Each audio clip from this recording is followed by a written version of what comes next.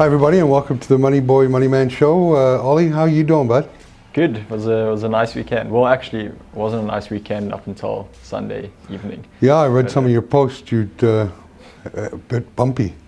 Loss after loss after loss. We can flash them up here if you want, but it ended with a win, so that's all that counts.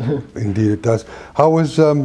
Talk me through your levels of frustration. Did you get tempted to chase? Did you fall into any bad traps? I did fall into a few traps. Well, the trap I fell into initially was I've been very vocal about wanting to stay away from Australian rugby. Mm-hmm. Just because there really is no form guide for me, and every time I think something's going to happen, the other thing happens, and I think it won't happen, and it happens, you know. So I placed one bet this year, and that was on the Rebels. Went completely wrong. Then the Waratahs game was sort of very hesitant initially. We spoke a bit about the handicap. I thought actually it's not a bad handicap. Plus 6.5 points to the Waratahs. The Brumbies aren't, a try better than them.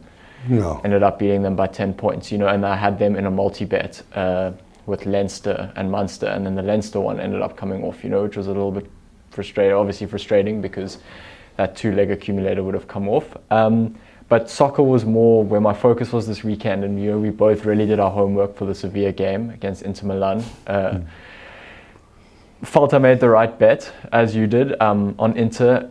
Both sides between them in this previous 16 games have conceded 3 goals. At halftime it was 4-4, so that's against... 4-2. I mean 2-4, sorry, yeah. 4 goals in total. So that's against all sort of statistics or research, And also very much against the flow of a final, a European final. Completely. Yeah. You kind of expect teams to go out to not lose, we spoke about that, rather than to win. I mean, they both came out firing.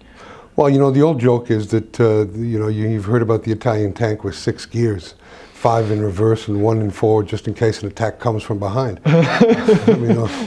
Those Italian teams are notorious for low-scoring games. Yeah, so I think that was frustrating for me, because then I thought still, okay, 2-2 at halftime, they're both coming out to score. Inter could kind of run away within the second half, and it maybe ends up being like a 4-2 result. So didn't cash out my money, because I thought I would rather take kind of the ultimate loss and potentially win than just cash out now at a lower amount.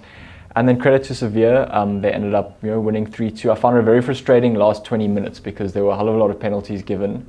There wasn't much flow to the last 20, and in order for there to be a turnaround in like momentum, you need the game to be flowing for those last 20 minutes. You can't have a stop-start, because then the game sort of slowly winds down on the clock, which it did. So yeah, and they made some pretty brutal errors for such a disciplined defensive team. Yeah, I said to my dad, the only thing worse than losing a bet is watching a game, sort of like watching your bet lose in a horrible fashion. It wasn't like watching particularly great football in those last 20 minutes. Well, so people were saying to me yesterday, it was a close game, the one that we won, and I got lucky, and you don't get paid more money from the bookies if the team wins by more, as long as they win the bet that you've placed. Exactly. So that's the ebbs and flows. That's the life of sports. That's why games are played, to see what the result is. And it was a great game by Sevilla. Well done to them. Yeah. And even PSG. I mean, they did much better than I thought they would do, and could have snatched a draw yesterday quite easily. It was close in that 94th minute.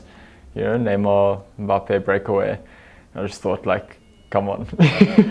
There's 90 minutes gone in a draw now. That's just going to derail my weekend and all my confidence that slowly been building up. So how did you make out for the weekend? Were you profitable, or? I was profitable ultimately. Actually, no, I ended up breaking even. So I won back 1,000 rand, 1,100 rand on 1,000 rand bet on Bayern to win outright. But I lost 750 rand in total on the Inter game, because I had 2 builder bets and an outright bet on them to win, and then I lost out on my Waratahs game too. So ended up breaking even. So thankfully, big confidence on Bayern kind of kept me at a certain level. Would you make the same bets again? 100%. I think it was a really strong week of research. The only difference I would sort of make is just trusting my gut when it comes to the kind of matches I don't want to bet on, which was the Australian rugby. Yeah. And it wasn't that I felt I didn't do research, it was just that instinctually I didn't actually want to go for it, and then ended up, Yeah. being spoken into it by your confidence on, on Friday Don't listen to afternoon. me. I mean, no one listens to me. But how was your weekend? You had a very solid outing. Yeah, Friday I was out. I had a few drinks out. It was nice to be celebrating life again and out with some people. Yeah. So I was in Camps Bay having a few drinks. So no, Sea Point, sorry. And I didn't even watch the Sofia game. Saw the result when I got home. The Australian game was interesting until the kick-off to the second half. Yeah. And then just a little.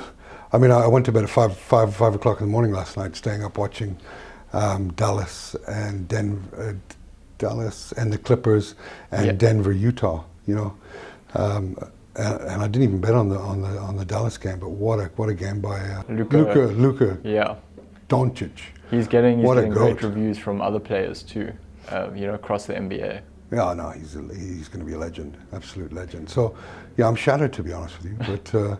But this is a once in a lifetime experience, because you're never going to have games in the NBA tipping off at 6 in the evening our time, and then last game tipping off at 3:30 in the evening.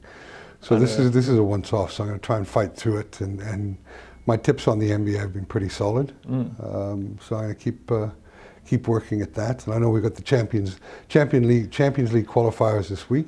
We've got the NHL, we've got the NBA, we've got the build-up. You know, I know that I don't bet on friendlies, and I advise you not to bet on them as well. But there's a lot of Premier League teams playing friendlies in the build-up. Seems a bit ridiculous to me to be playing friendlies after the season just ended, but I guess they've got to slot in their new players and get guys working together. So there's lots of stuff to get excited about, a lot of sports to get excited about, and hopefully the start of Super Rugby again for the South African teams. Oh yeah, I'm chomping at the bit for that. Just seeing the guys out training and everything, it's really exciting.